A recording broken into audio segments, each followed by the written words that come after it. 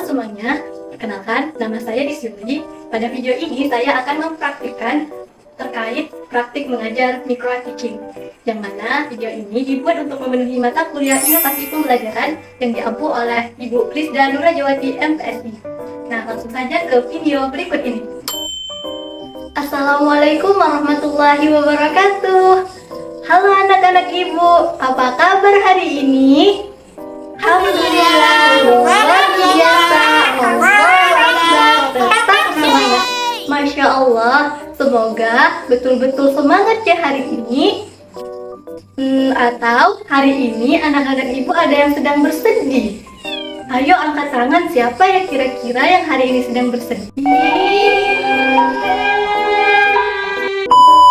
Pada hari ini, yuk kita tetap semangat mengikuti pembelajaran hari ini. Bisa? Sebelum itu, ayo kita tepuk semangat dulu biar pembelajaran hari ini terus diikuti dengan semangat. Kita hitung ya, 1, 2, 3. Tepuk semangat. Semangat.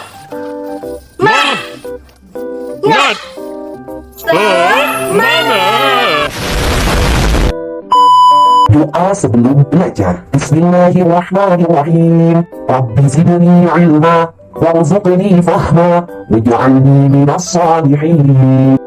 Sebelum itu, ibu absen terlebih dahulu ya. Nah, ketika ibu mengabsen, ibu ada sebuah permainan di mana anak-anak ibu menyiapkan benda yang ada di atas mejanya, entah itu buku, pulpen, tas dan sebagainya. Pokoknya yang di sekitar anak-anak ibu, entah itu di meja, di samping dan sebagainya. Nanti ketika ibu mengabsen nama kalian sebutkan warna benda yang ada di depan atau di samping atau di belakang kalian dengan menggunakan bahasa Arab seperti pertemuan-pertemuan sebelumnya. Bisa? Oke, pertama, Akito. Hadir, Bu. Baik. Apa itu? Tas, Bu. Oh, tas yang ada di mejanya. Aswadun, Bu. Ya, betul sekali. Selanjutnya, Arisa. Hadir, Bu. Pena. Azraqun. Oke, Azraqun. Selanjutnya, Kirosama. Hadir. Apa itu? Kertas abiyadun, Bu. Oke, kertasnya Abiyadun, Masya Allah. Baik. Kalian tahu nggak hari ini kita akan belajar apa? Apakah ada yang sudah membaca bukunya tadi malam? Kayaknya tentang salat ya, Bu. Oke, hari ini kita akan belajar tentang sholat. Ya, sholat, hal-hal yang setiap hari telah kita lakukan. Oke, sekarang ibu mau tanya. Siapa ya? Coba Yuki, apa itu sholat? Ada yang tahu? Artinya doa, Bu. Betul sekali, sholat itu artinya adalah doa. Loh, kok doa? Iya, sholat itu artinya adalah doa karena setiap bacaan yang kita baca ketika sholat itu adalah sebuah doa permohonan kita kepada Allah Subhanahu Wa Taala. Oleh karena itu, anak-anak ibu sekalian, ketika kalian sholat itu sebenarnya bukan Allah yang butuh kita, tetapi kita yang butuh Allah.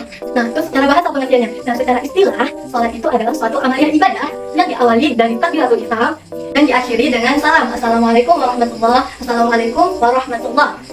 Yang mana telah ditentukan syarat dan rukunnya sesuai syariat Islam. Nah, setelah tadi kita memahami pengertian daripada sholat, selanjutnya yang akan kita bahas adalah syarat sholat, syarat sahnya sholat, rukun sholat untuk hari ini dulu ya, seperti itu. Anak-anak ibu tahu gak sih perbedaan daripada syarat dan rukun? Udah pada tahu belum? Oke, jadi kalau syarat itu adalah ketentuan-ketentuan yang mana wajib dilakukan di luar daripada ibadah itu sendiri. Nah, sedangkan kalau rukun itu adalah ketentuan atau kewajiban yang telah disesuaikan oleh syariat Islam yang dilakukan sewaktu memasuki waktu ibadah itu sendiri. Bagi contoh nih, kalau misalnya syarat sholat, kita harus Islam dulu, berakal dulu. Itu kan yang di luar daripada sebelum kita melaksanakan sholat. Sedangkan rukun itu adalah ketika kita melaksanakan sholat. Seperti itu. Bagaimana? Paham tidak? Oke. Balik lagi tadi ke syarat daripada sholat. Pertama, tentunya harus beragama Islam. Kedua, balik. Ketiga, berakal sehat. Jadi orang-orang yang mohon maaf tidak waras atau gila misalnya, mereka itu tidak diwajibkan untuk sholat. Selanjutnya adalah telah sampai dakwah Islam kepadanya. Maksudnya bagaimana? Maksudnya seperti ini. Ketika ada sebuah suku atau suatu kelompok masyarakat di pelosok-pelosok, di tempat yang benar-benar terasingkan oleh orang-orang, yang mana di situ tidak ada ustadz, dakwah dan sebagainya itu, mereka itu tidak mengenal Islam, tidak tahu kalau harus melaksanakan ini dan itu, karena ya terpelosokkan ya, dia itu tidak diwajibkan untuk sholat karena tidak mengetahui dan hukumnya tentunya tidak berdosa. Baik, selanjutnya adalah syarat sahnya sholat. Yang pertama, tentunya telah masuk waktu sholat. Jadi kalau seandainya telah masuk waktu zuhur, sholat kalian itu sholat sebelum zuhur, itu tidak boleh. Atau begini, kalian sengaja hari ini menyicil sholat untuk besok dan lusa misalnya, agar besok dan lusa tidak perlu sholat lagi. Nah, itu tentu saja tidak boleh. Selanjutnya adalah suci badan kita, pakaian kita, dan tempat. Suci dan bersih itu berbeda. Jadi kalau pakaian kita cuma bersih tapi tidak suci, ya tidak sah sholatnya. Kelihatannya udah pada ngantuk ya, udah bosan. Oke teman-teman, ketika teman-teman berada di posisi tadi, di mana anak didik kita di tengah-tengah pembelajaran merasa ngantuk atau bosan, hal yang harus kita lakukan tentunya mencairkan suasana. Apalagi ketika pembelajaran yang Bapak Ibu ajarkan saat itu adalah di siang hari, yang mana siang hari itu merupakan jam-jam rawannya rasa kantuk itu datang ke dalam diri. Oleh karena itu, kita harus melakukan inovasi di mana kita berusaha mencairkan suasana agar anak itu tidak lagi merasa ngantuk dan semangat. Oke, kita lakukan hal ini. Ice breaking action. Oke, yuk anak-anak, biar kita kembali fokus untuk belajar. Biar nggak ngantuk, biar nggak bosan, kita lakukan ice breaking. Nah, kalau ibu bilang sobahun, itu tepuk 1 kali. Sobahun, pagi. Lalu kalau ibu bilang naharan, tepuk 2 kali. Kalau lailan, nggak tepuk karena sudah malam, orang udah pada tidur, ya. Oke, fokus. Nanti siapa yang tidak fokus, ketahuan salah, maju ke depan dan coba jawab pertanyaan tentang pelajaran sebelumnya. Jadi, ayo fokus. Oke. 1, 2, 3. Sobahun, naharan, lailan. Sobahun, naharan, sobahun, naharan, sobahun, lailan. Ayo, siapa tadi yang tepuk? 말이 안 되는. Nah, udah pada semangat belum? Udah kan, udah pada seger tuh kayaknya. Kita lanjut ya, selanjutnya adalah rukun daripada sholat. Pertama, berdiri jika mampu. Jadi kalau nggak mampu, ya duduk. Kalau nggak mampu duduk, baring. Kalau nggak mampu baring, isyarat. Lalu kedua, niat. Menurut Imam Syafi'i, niat itu berbarengan dengan takbiratul ihram. Jadi yang selama ini kita lakukan, kita membaca lafaz sholli faqsubira ala mustaqbilal qiblati dan lillahi ta'ala, itu adalah sunnah. Membaca lafaz itu sunnah. Yang wajibnya adalah membaca niat ketika takbir. Jadi ketika takbir Allah, sambil dalam hati kita sambil membaca niat, aku berniat sholat subuh karena Allah Ta'ala, di dalam hati berbarengan. Tadi kedua niat ya, ketiga tadi takbiratul ihram. Lalu keempat, membaca Al-Fatihah. Lalu ruku disertai dengan tumakninah, i'tidal disertai dengan tumakninah, sujud disertai dengan tumakninah. Nah, tumakninah ini yang diwajibkan tadi, ruku, i'tidal, sujud itu adalah gerakannya yang diwajibkan. Jadi bacaan-bacaan yang kita baca itu ada rukunnya adalah sunnah. Tumakninah itu adalah sebuah jeda ketika kita ruku misalnya, ada jedanya itu sekitar ketika kita membaca, cukup dengan membaca subhanallah itu sudah tumakninah. Misalnya nih kita ruku, Allahu Akbar, subhanallah, hitungan kita mengucapkan subhanallah itu telah dihitung sebagai tumakninah. Nah, lebih afdalnya telah kita lakukan selama ini disertai dengan bacaan-bacaan lengkapnya, subhana rabbiyal azim wa bihamdi. Oke, lanjut. Setelah sujud, saja adalah duduk di antara dua sujud.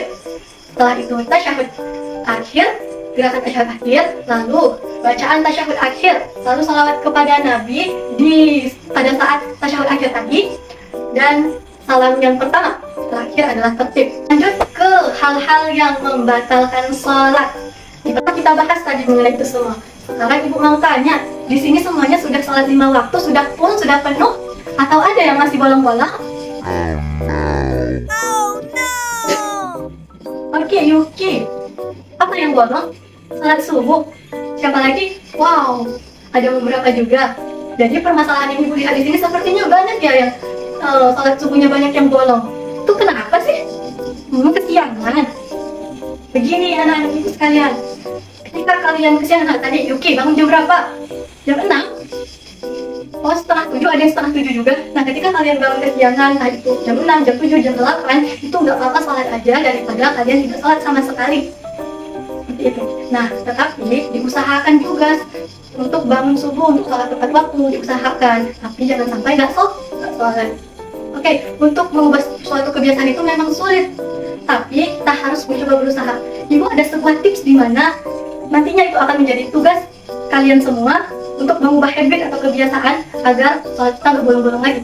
Sholat itu sangat wajib ya anak-anak. Itu adalah amalan pertama yang akan ditanyakan ke alam kubur nanti. Ketika sholat kita baik, ketika sholat kita nggak rusak, nggak bolong-bolong, itu otomatis insya Allah itu akan menjadi tiket ke surga nantinya. Namun ketika sholat kita rusak, sholat kita bolong-bolong, maka amalan-amalan baik lainnya, sedekah kita atau amalan-amalan ibadah lainnya itu akan ikut terbawa oleh rusaknya sholat kita tadi. Oleh karena itu kita harus berusaha untuk melaksanakan sholat 5 waktu yang diwajibkan oleh Allah Subhanahu Wa Taala. Ingat dong peristiwa Isra Mi'raj, ingat kan? Dimana Allah pertama itu mewajibkan sholat itu 50 waktu. Siapa coba yang sanggup? Kita zaman sekarang saja 5 waktu sudah terasa berat. Nah, itu kan adalah sebuah anugerah. 5 waktu saja teman-teman. 5 waktu saja anak-anak ibu. 5 waktu saja. Jadi usahakan ya, jangan bolong-bolong lagi. Apalagi kalian sudah mendekati iman, kalian sudah hampir semuanya balik dan mendekatilah waktunya balik. Jadi harus diusahakan untuk tidak bolong-bolong lagi sholatnya. Nah, tips dari ibu adalah seperti ini. Nah, kalian tahu ini apa? Karena ibu sangat tidak modal ya. Ini adalah kerang mata lembu. Karena waktu itu ibu melihat ini terlihat unik dan cantik, jadi ibu kumpulkan dan akan kita pakai. Jadi nanti ibu akan bagikan. Ibu akan membuat challenge 40 hari, di mana kalian harus mengisi ini 40 mata setiap harinya. Ketika dalam satu hari kalian telah berhasil melaksanakan sholat 5 waktu nggak bolong-bolong dalam satu hari, maka kalian masukkan ini ke dalam wadah ini. Oke? Nah, ini adalah untuk membangun habit, sebuah kebiasaan di mana ibu terinspirasi dari sebuah buku namanya Atomic Habit. Oke.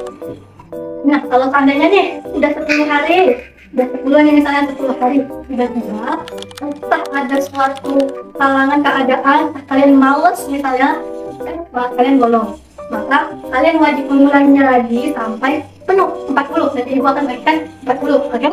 Nah, itu adalah salah satu usaha kita bagaimana membangun sebuah kebiasaan. Karena membangun sebuah kebiasaan itu sangat sulit. Ibu, kalau kayak gitu kan artinya kita sholat bukan karena niat tulus karena Allah Subhanahu Wa Taala, Bu. Jadi bukan seperti itu ya. Jadi fungsi daripada ini adalah bagaimana dalam sebuah usaha membangun suatu kebiasaan. Seperti ibu bilang tadi, membangun sebuah kebiasaan itu sangat sulit. Nah, insya Allah ketika telah melaksanakan hal ini, ketika sudah terbiasa, tidak ada beban lagi melakukan sesuatu, mengubah sebuah niat itu insya Allah perlahan itu akan lebih mudah ketimbang membangun sebuah kebiasaan. Ya kan, sulit kan bangun subuh masih bolong-bolong, sholat asarnya masih bolong-bolong juga karena mau main voli atau sebagainya. Iya. Nah, makanya nanti dikerjakan ya, kalian ibu mau kasih kertas mengisi sholat 5 waktu challenge 40 hari itu. Setelah itu dikumpulkan ke ibu dan ibunya juga harus penuh. Oke? Bisa dong. Semangat. Kalian pertemuan selanjutnya nanti kita akan mengadakan praktek sholat. Ibu mau tahu nih apakah gerakan-gerakan yang anak-anak ibu selama gerakan apakah sudah benar atau tidak. Jadi persiapkan diri kalian ya. Baiklah, sekian pembelajaran kita pada hari ini. Semoga bermanfaat dan diridhoi Allah Subhanahu Wa Taala.